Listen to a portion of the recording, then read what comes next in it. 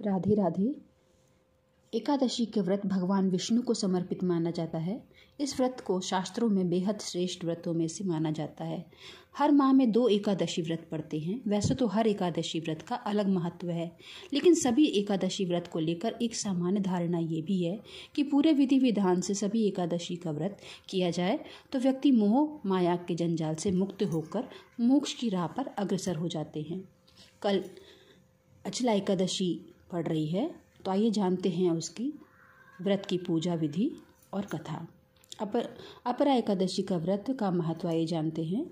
अपरा एकादशी को बेहद पुण्यदायी एकादशी माना गया है। माना जाता है कि ये व्रत रखने वाले पर भगवान विष्णु के साथ माता लक्ष्मी जी की भी असीम कृपा होती है। इससे जीवन में मान सम्मान, धन धान्य, सुख समृद्धि आदि किसी चीज़ की कमी नहीं रहती है। जो फल बद्रीनाथ केदारनाथ के दर्शन करने से मिलता है, वही फल अपरा एकादशी के व्रत के प्रभाव से भी मिलता है।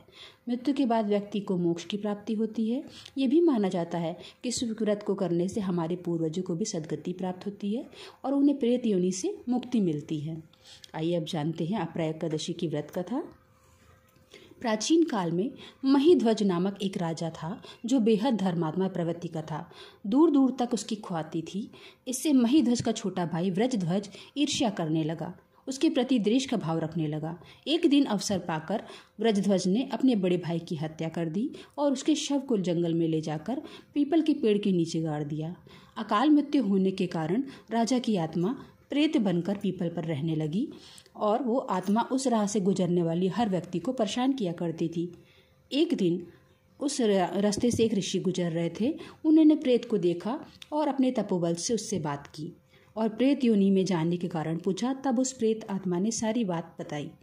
ऋषि ने पीपल के पेड़ से राजा के प्रेत आत्मा को नीचे उतारा और परलोक विद्या का उपदेश दिया। इससे ऋषि ने राजा को प्रेत योनि से मुक्ति दिलाने के लिए अपरा एकादशी का व्रत रखा और पूरा पुण्य राजा को सौंप दिया। व्रत के प्रभाव से राजा की आत्मा को प्रेत योनि से मुक्ति मिल गई और मोक्ष की प्राप्ति हुई। इसीलिए हम लोगों को अपरा एकादशी का व्रत करना चाहिए। एकादशी 2 ही बार पड़ती महीने में और कोशिश यही करनी चाहिए कि हाँ, हम लोग बिना आहार लिए इस दिन का व्रत करें और अगर नहीं कर पाते हैं तो एक टाइम हम लोग फल आदि ले सकते हैं। नमक इसमें निषेध माना गया है, नमक नहीं खाना चाहिए। राधे राधे।